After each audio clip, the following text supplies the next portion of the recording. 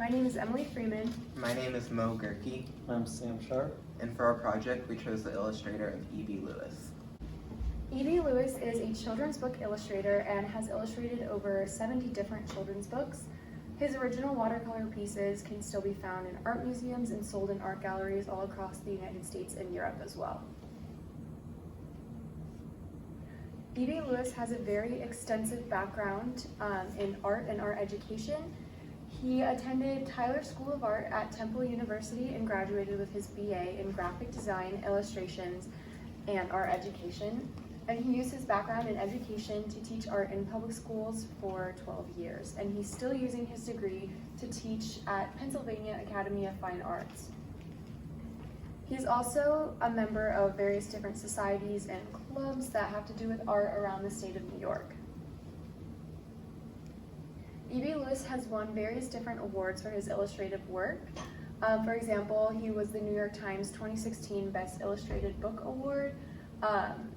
He was also the 2005 Caldecott Honor Award winner. He also was the 2009 Orbis Pictus Award winner for some of his nonfiction work. And he's also won the Coretta Scott King Award 5 different times. So here's just a few other examples of some of his awards that he's won for his illustrations, but there's also many more. Here are some of E.B. Lewis's different pieces of work. Some of our favorites were I Love My Hair.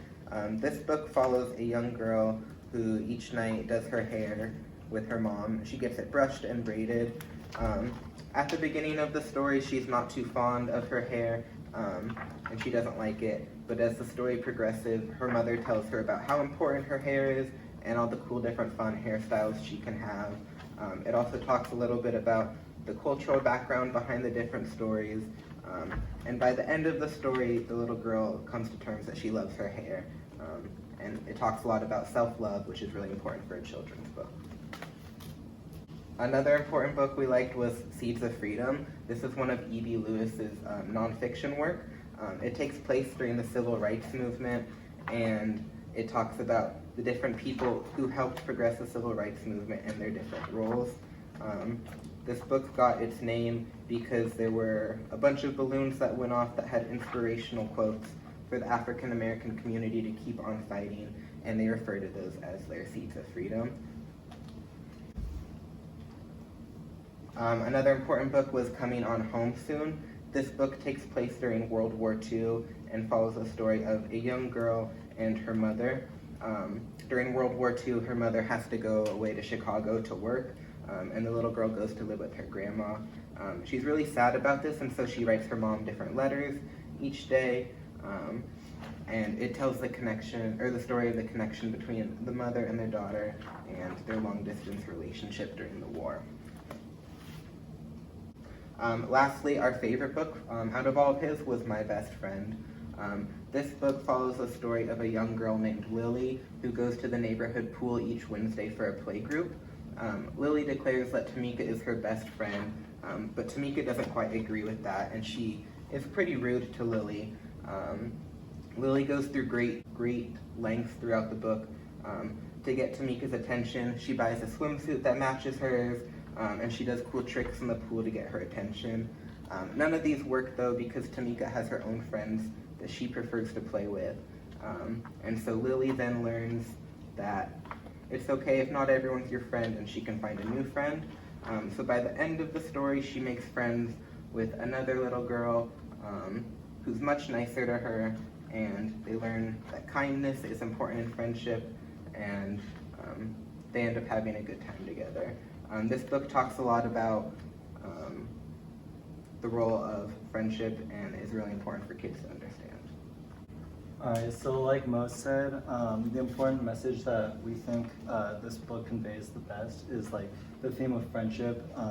That is very important for kids to be able to see and read about as young children.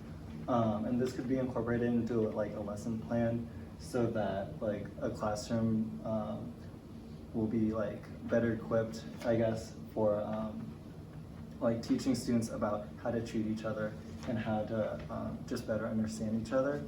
And so like an activity that we think would be useful is for students to be able to just write a list of their maybe top 10 or 15 traits that they think are the most important in a friendship, and then choose, a select few, the ones that they think are the most important, and relate them to someone that they know, and really just build that, better bond and be able to understand each other more. And then to even further, if a teacher wanted to go further with this activity, they could create a drawing or just a visual image to really kind of match, I guess, E.B. Lewis's illustrations, and then just really focus on the facial expressions like E.B. Lewis does in his books. So here's an example of the activity we described.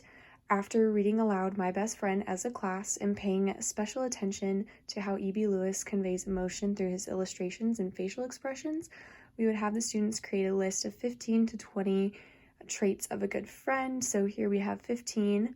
Then the student would narrow it down to their top 3 traits that they think are most important in finding a good friend. And then they would depict 3 scenarios of a time when they displayed these qualities or when someone they know displayed these qualities, and just explain it. And in their drawings, they would pay special attention to the facial expressions, just like E.B. Lewis does, to just really show how these people and their good traits have impacted them in a positive way. This is a quote that we found from E.B. Lewis, and we thought that it really conveyed what he was trying to show in his artwork. E.B. Lewis said, "I like the strong human interest stories, the kind that evoke emotion, stories that touch the heart." And we think E.B. Lewis does a really good job of conveying emotion in his work. His illustrations provide a lot more context to the story that you might not have noticed just by reading the words. And I think that having illustrations that add more to the story really just carries the plot and helps students connect more to the facial expressions of the characters. So we thought that quote was really important to include because it really delves deep into what E.B. Lewis is trying to convey in his illustrations. And these are some of our sources that we used to create this presentation.